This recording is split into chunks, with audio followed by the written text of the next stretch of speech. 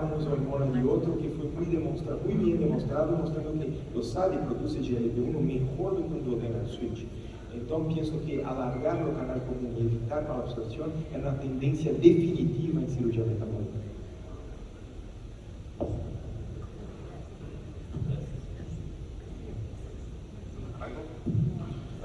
Bueno, muchas gracias por la invitación. A mí me toca hablar de los resultados de VAWA y cuál es la mejor evidencia disponible.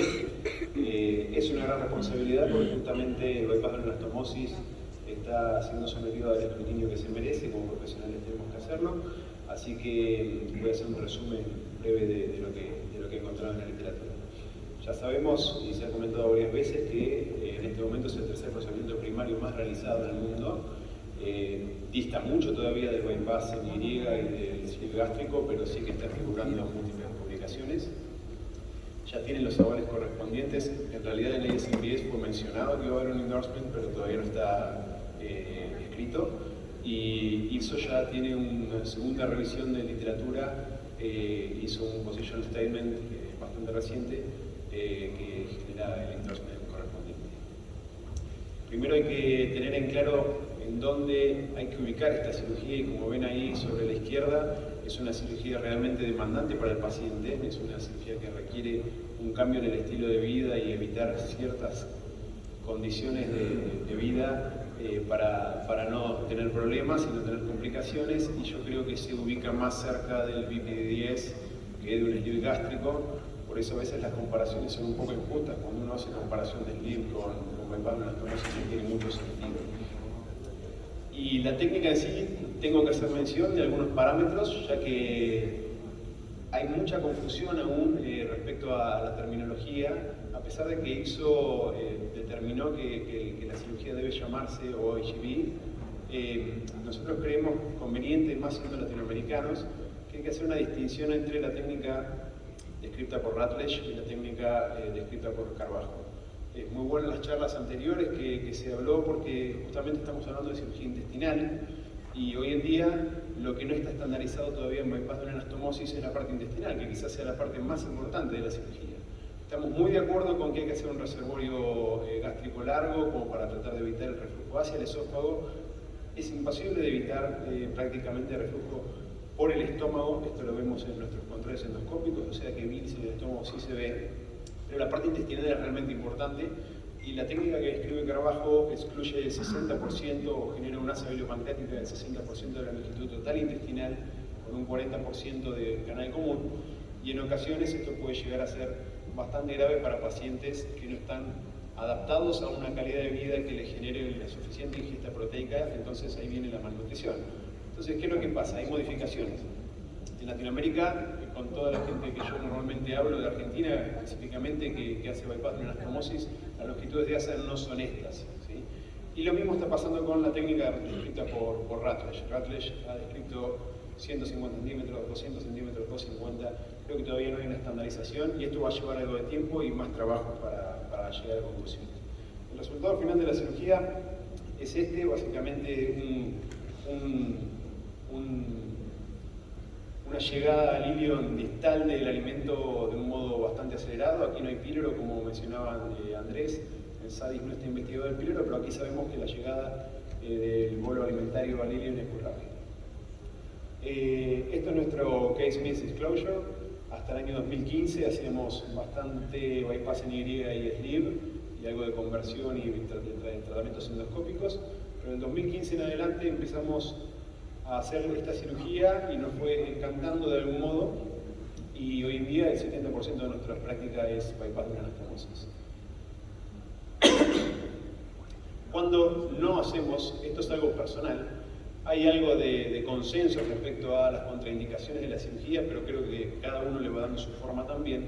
Por ejemplo, la contraindicación en nuestro caso relativa es pacientes jóvenes, justamente por el tema de la bilis en el estómago. Se sabe que luego de 30 años de exposición biliar al estómago, recién después de 30 años aumenta 4 a 7 veces la probabilidad de cáncer gástrico. Entonces, hacerle a un paciente joven una cirugía que ya estamos demostrando, o al menos viendo en nuestra propia casuística, que hay bilis en el estómago, nos hace un poco de ruido, así que en pacientes jóvenes preferimos evitarla. Obviamente la historia familiar de cáncer esófago gástrico, esto no es muy frecuente en Argentina, es muy esofagitis C y D.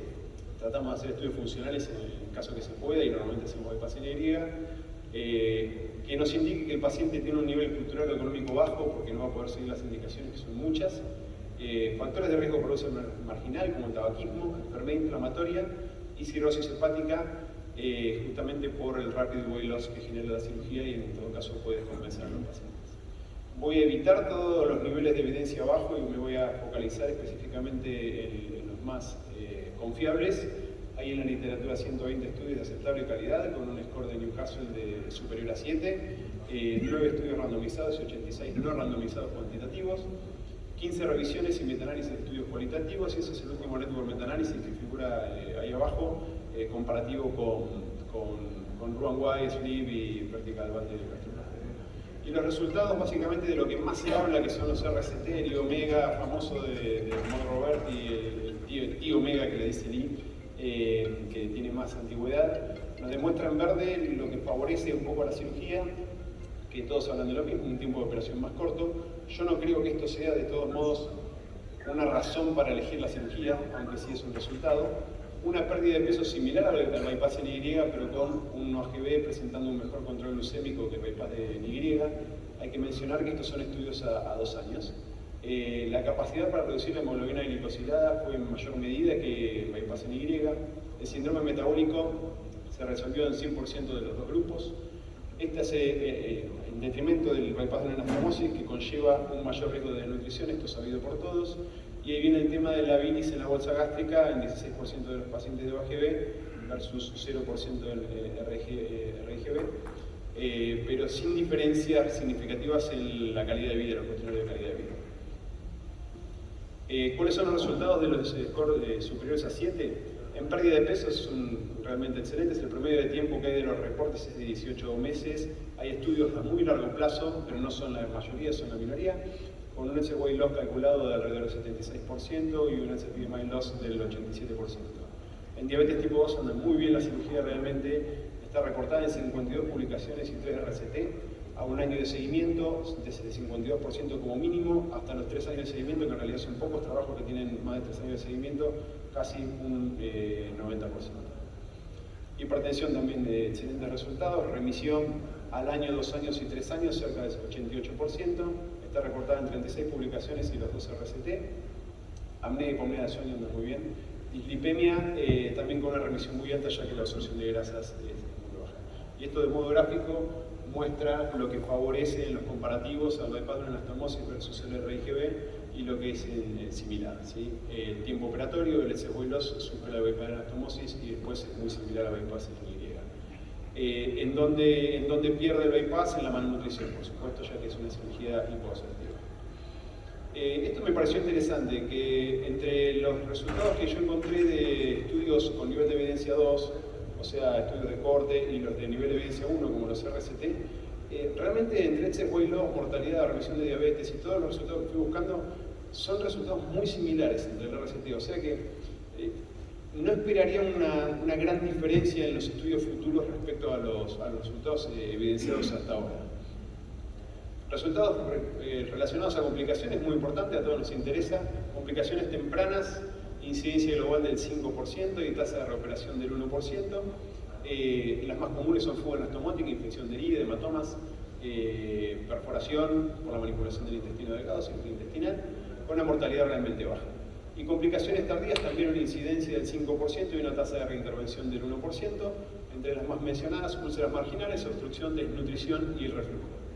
Mortalidad realmente muy baja. Esto es algo de experiencia propia. Nosotros, comparativamente con bypass en Y, encontramos, no sabemos por qué razón aún, porque ya cambiamos de altura de grapas y todo, pero encontramos más sangrado de la anastomosis, probablemente por la altura a la cual se hace la unión.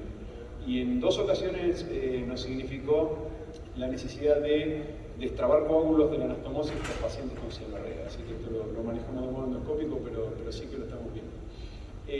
Una complicación que puede ser propia de la cirugía, depende de cómo se haga, es mucho más probable que sea en el MGB que en la técnica de Carmajo, que genera una fijación del asa, es la torsión, ¿sí? Y en múltiples casos puede llegar a estar relacionada a una tasa de fuga. Cuando se genera una torsión del intestino del asa que asciende, aumenta la presión y puede generar fugas. En nuestra experiencia la tasa de fugas es realmente muy baja. La investigación que hicimos sobre reflujo era nuestra responsabilidad al hacer una técnica nueva, así que hicimos una investigación bastante extensa de este tema. Analizamos 170 full tests para ver si justamente la fisiopatología supuesta de que un pouch largo con una anastomosis amplia y con un sistema de baja presión generaba baja tasa de reflujo. Y voy a mostrar 15 publicaciones, hay muchas publicaciones relacionadas, pero hay 15 que tienen al menos un método de medición objetiva, ¿sí? Este es un cuadro muy largo, pero les quiero destacar un par. Por ejemplo, la de Tolone y la de Musela, que han hecho manometría de alta resolución, endoscopía de pecho impedancia pre y postoperatorio, un trabajo realmente difícil. Y realmente la tasa de reflujo esófago-gástrico que ellos encuentran, siempre hablando de reflujo esófago-gástrico que ellos encuentran, es muy baja. La conclusión que llegamos después de la investigación es que hay algo que se está repitiendo en el Congreso y que me parece súper importante, que es muy necesario realizar una técnica quirúrgica correcta para evitar el reflujo. Esto ya lo están diciendo todos los grupos. Si la tasa de reflujo encontrada es menor al 5%, con una gastritis del tercio distal, esto no hablo de reflujo, pero sí de la fisiología de la cirugía, una gastritis del tercio distal o perianastomótica, en nuestra experiencia, bastante frecuente, superior al 40%. Se recomienda la vigilancia endoscópica dada esta característica. Otro tema importante, malnutrición o desnutrición en algunos casos, siempre hablando de malnutrición calórico-proteica. Creemos muy importante que se haga una medición de la totalidad del intestino. Estos son casos propios, ya nos viene ocurriendo en varias oportunidades de hacer una medición de la totalidad del intestino, llegar a LASA donde supuestamente íbamos a hacer la unión y después seguir midiendo y encontrarnos con intestinos menores a 1,5 metros en el LASA distal cuando vos elegiste 1,80 metros en el proximal. Así que es algo que recomendamos, técnicamente es muy factible si se colocan bien los trócares y el riesgo es muy bajo, pero hay que colocar los trócares para medir el intestino, hay que darle la importancia suficiente. En este caso justamente volvimos para atrás y se tuvo que modificar la altura a la cual se iba a hacer la anastomosis. Estamos hablando de que malnutrición severa es comparativa con, este es un trabajo que escribimos justamente con Andrés Sánchez Pernaute, Gaetano Marchesini, Miguel Rubio, todas técnicas hipoabsortivas, y estamos hablando de que las técnicas en general se comparan mucho en la necesidad de suplementación y en la estadística de malnutrición. Úlcera marginal, tuvimos 2 casos de úlcera perforada, ¿sí? Una enfermera, amiga, y encontramos 2 úlceras más en nuestros seguimientos endoscópicos. La tasa realmente no es tan alta, pero fue preocupante justamente haber tenido 2 casos de úlcera perforada cuando ya teníamos en nuestra experiencia en bypass solo 3 casos en toda la serie. Pero bueno, hay que ver después cómo se correlaciona esto en el tiempo. Así que desde este momento hacemos mucho hincapié respecto al tabaquismo, consumo de aires, erradicación del Helicobacter pylori preoperatorio y los controles endoscópicos. Los números son bastante similares en todas las series, es una tasa bastante baja, pero una complicación que puede llegar a ser seria. Y finalmente la hernia interna, este es el trabajo creo que más importante de todos que ha salido de hernia interna relacionado a bypass de anastomosis, no sé si llega a leer, pero es un trabajo con 3.300 pacientes que hicieron estudios tomográficos y encontraron una tasa de hernia interna de 2,8%. En ninguno de los casos hubo necesidad de resección intestinal, pero sí lo correlacionaron con algo de dolor cólico abdominal. Nosotros no hemos encontrado hernias internas como la que se ve en el video ese de una hernia de un bypass inhibidor. Como conclusión, el bypass de una anastomosis, a pesar de estar en una etapa inicial de adopción global, está demostrando una eficacia y seguridad comparable al bypass en Y, que sigue siendo considerado el gol estándar. Los hallazgos de estudio de corte de referencia no son muy distintos a los casos RCT, que obviamente se va a seguir criticando hasta que aparezcan nuevos. Y esto es lo que sugiere IPSO, que la denominación sea OAGB. Los resultados que ellos encontraron son prometedores respecto a tiempo quirúrgico, tasa de complicaciones y reducción de comorbilidades, por eso hicieron un positioning statement en favor de la cirugía. Los resultados de OAGB primario, y esto me gustaría después hablarlo con Andrés, no son los mismos que en cirugía revisional. Actualmente el reflujo biliar no parece ser un problema mayor, pero se recomienda su evaluación periódica, hay que ser responsables con esto. Y los déficits nutricionales tienen que ser pesquisados al menos anualmente, y la variable de longitudes de asa requiere mayor estudio, pero hay que hacer mucho hincapié hasta que lleguemos a un consenso al respecto. Y la mayoría de la evidencia realmente es menor a 5 años de seguimiento, así que hay que seguir estudiando el bypass. Muchas gracias. Gracias. Vamos a pegarse además estrictamente al tiempo, hemos ganado un minuto. Y vamos a invitar al doctor Carlos Esquebón, amigo de Brasil, y él nos va a hablar sobre bypass gástrico en Día de los Estudiantes.